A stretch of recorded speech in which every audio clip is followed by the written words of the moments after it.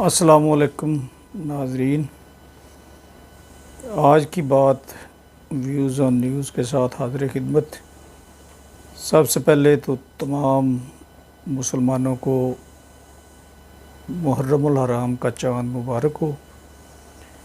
کل یکم محرم الحرام ہے، تو یہ مہینہ جو ہے یہ اسلام کا پہلا مہینہ، جس کو کہتے ہیں کہ آغاز بھی قربانی سے ہوتا ہے اور انجام جو ذی الحج کا مہینہ ہے وہ بھی قربانی پہ ہوتا ہے۔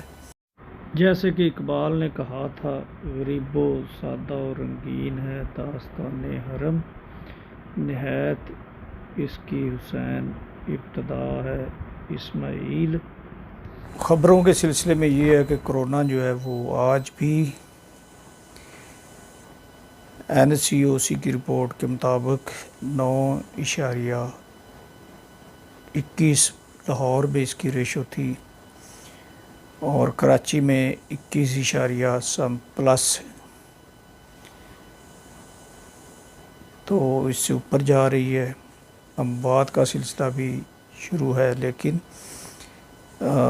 یہ سوچ لیں کہ کافی جو وہاں پہ چیزیں ہیں وہ کھلنا شروع ہو گئی ہیں۔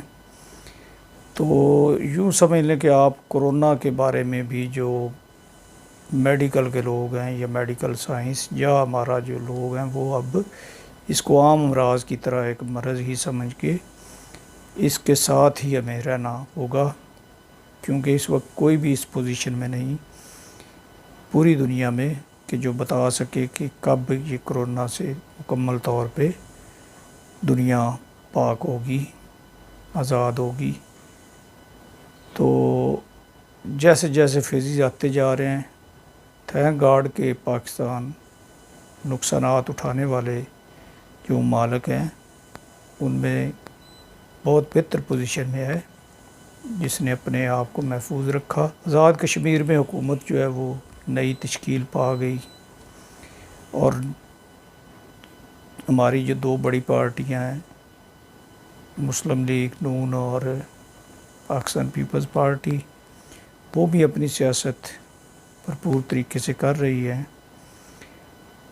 اب مسلم لیگ نون میں تو دو بیانیے جو ہیں ان کا ایک وہ اظہار کراچی میں بھی ہوا، جب وہ لوکل الیکشن جو تھا اس میں ٹکٹس کی تقسیم پہ جو شہباز شریف صاحب کے حمایتی تھے انہوں نے اس پہ قبضہ کر لیا سیکریٹریٹ پہ، تو اثرات آنے شروع ہو گئے۔ بلوچستان میں پیپلز پارٹی نے بڑا جلسہ کر کے ناراض جو رہنما تھے، سابق وزیر اعلیٰ ثناء اللہ زرعی اور جنرل ریٹائرڈ عبدالقادر بلوچ صاحب وفاقی وزیر پیپلز پارٹی میں چلے گئے۔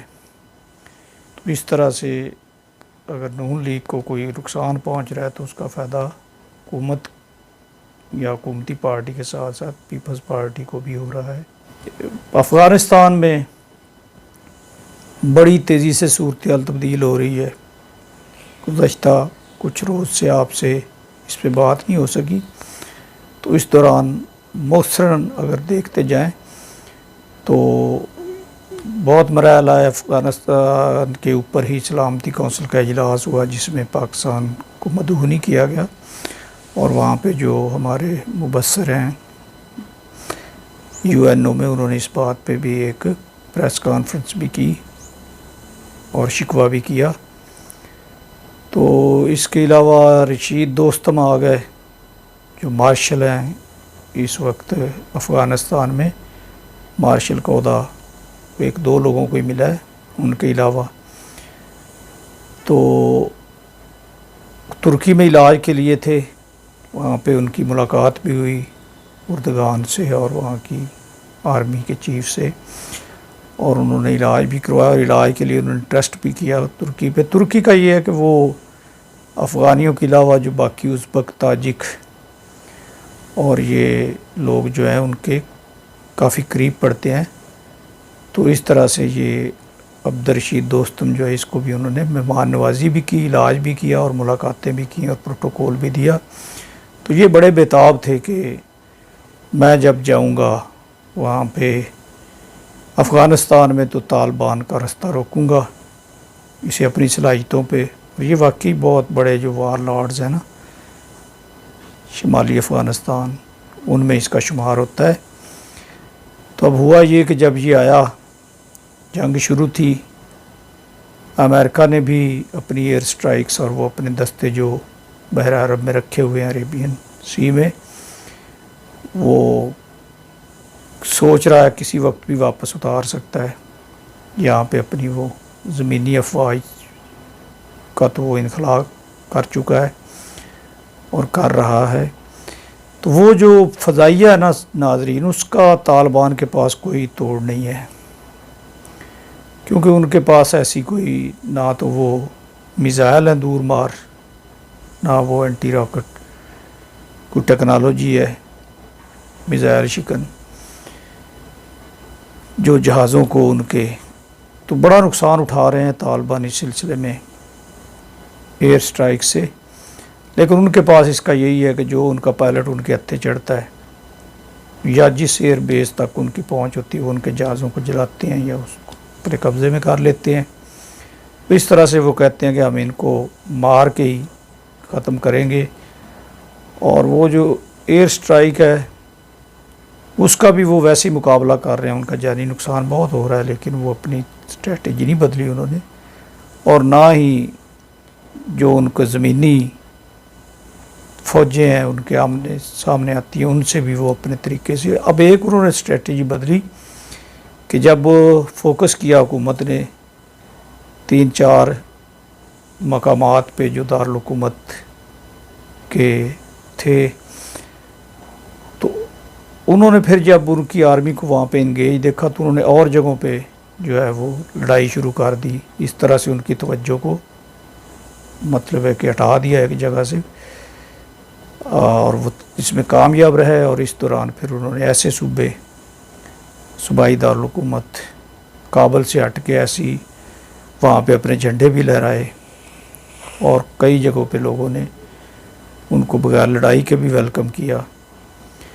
تو جن میں سب سے بڑی ان کی کامیابی یہ جو صوبہ جو ایجان ہے اور اس کا جو دارالحکومت صدر مقام ہے شبرغان، جہاں پہ یہ عبدالرشید دوستم جو ہے یہ رہائش پذیر تھا، اس کے گھر پہ بھی قبضہ کر لیا، وہاں کی جو ریڈیو ٹی وی کے تھے اسٹیشن ان پہ بھی، اور آرمی کے ہیڈ کوارٹر پہ بھی، اور یہ ایون وہاں سے بھاگ نکلا۔ اور پھر اس نے آ کے ملاقات کی اشرف غنی سے اور کہا کہ وہاں پہ کرفیو لگایا جائے۔ اب دیکھیں امریکہ اس میں ایئر اسٹرائک کر کے اور یہ کرفیو کہاں تک ان کا مؤثر ہوتا ہے، لیکن افغانستان کے جو ہیں پیش قدمی وہ جاری ہے۔ ہاں یہ ہے کہ پتہ نہیں اب کتنا وقت ہے ان کا، کوئی ایسے بلکان اور ہلمان 2 قریبی شہر بھی ہیں کابل کے جن پہ بھی ان کی پیش قدمی ہو گئی ہے، کیپچر کر لیا انہوں نے۔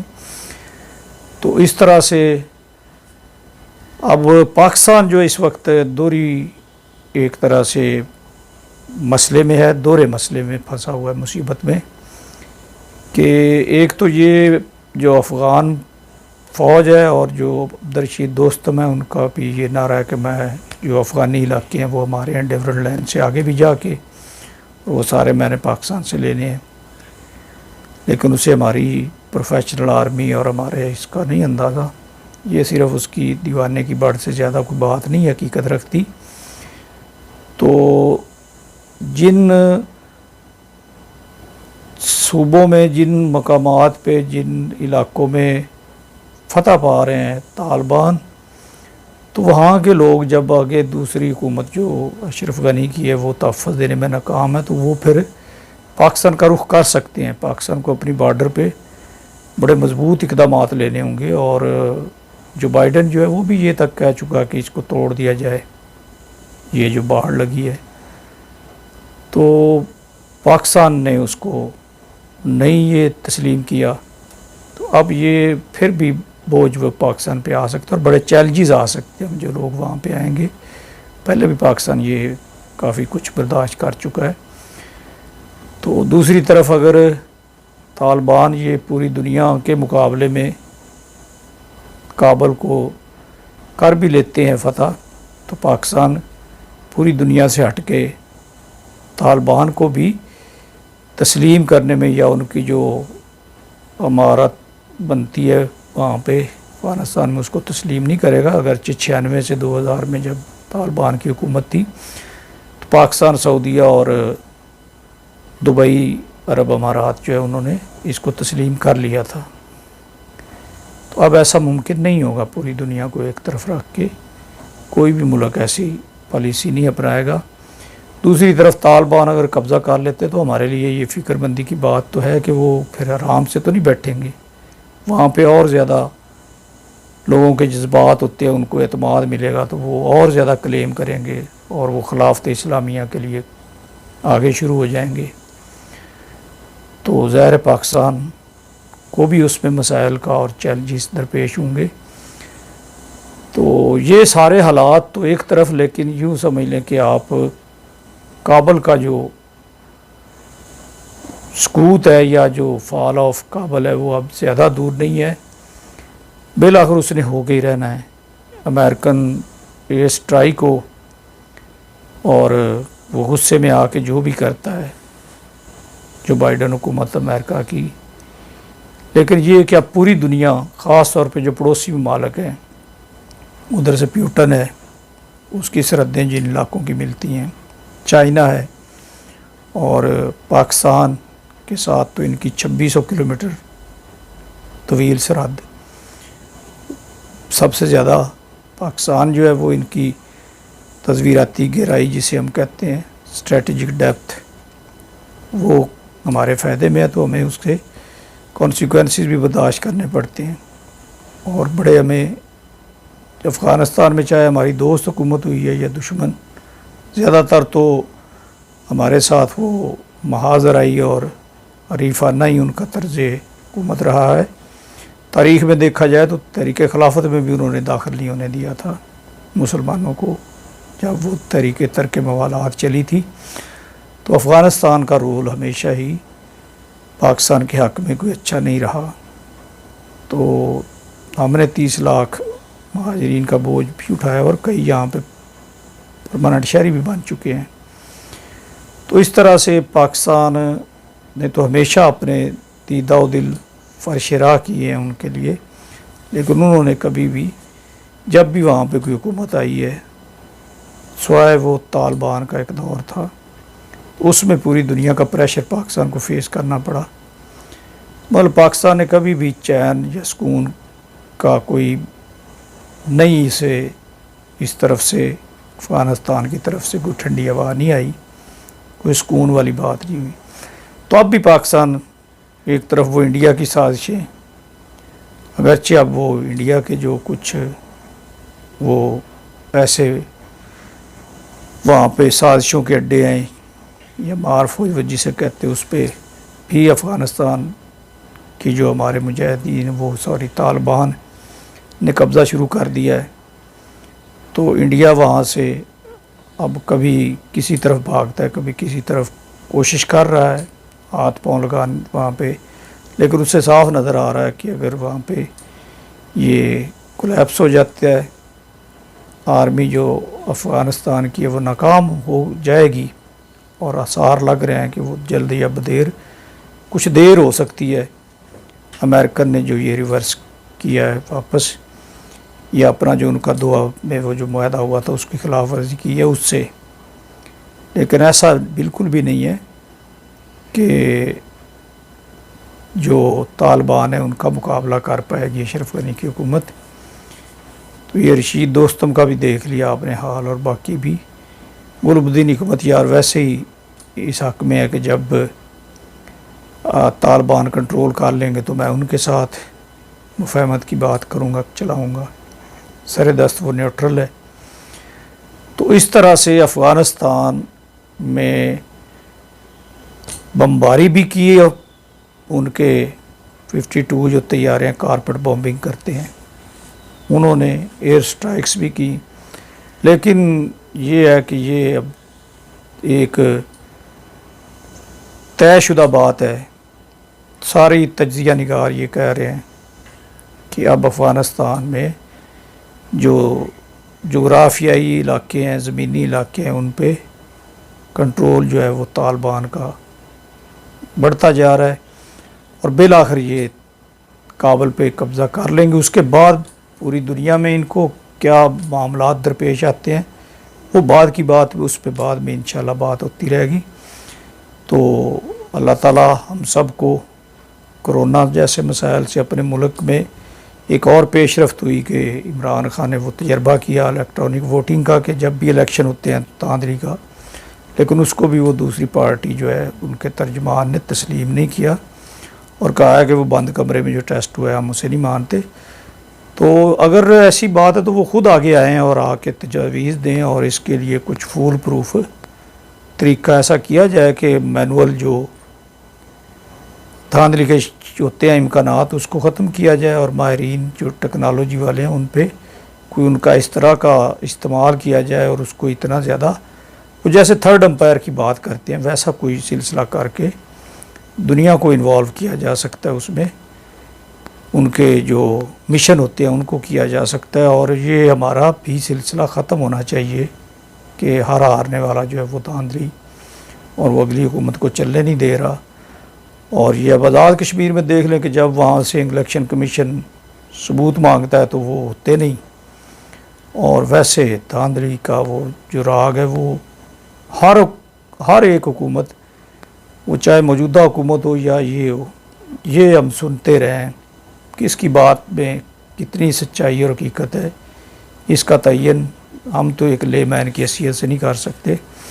تو الزامات جو ہے یہ سنے ہم نے، حقیقت ہے سبھی کرتے ہیں ایسی باتیں، تو اس سے بھی کوئی تبدیلی آنی چاہیے اور سب کو مل بیٹھ کے اس کا بھی حل سوچنا چاہیے. اور جو پارٹی جیت جائے پھر اس کو خوش دلی سے اس کی جیت کو تسلیم کر کے اس کے ساتھ ایک پازیٹیو اپوزیشن شیڈو گورنمنٹ کے طور پہ کام کرے. اور وہ چیک اینڈ بیلنس ہوتا ہے اپوزیشن، ایک گاڑی کے دو پہیے ہوتے ہیں پارلیمانی نظام میں. تو پاکستان کی اللہ تعالیٰ حفاظت کرے، آپ سب کو اپنی حفظ و امان میں رکھے. آخر پہ یہ کہ ویڈیو میں آپ کو جو معلومات دی گئی ہیں یہ پیش کرتے رہیں گے. چینل کو سبسکرائب کر دیجیے گا. اللہ حافظ.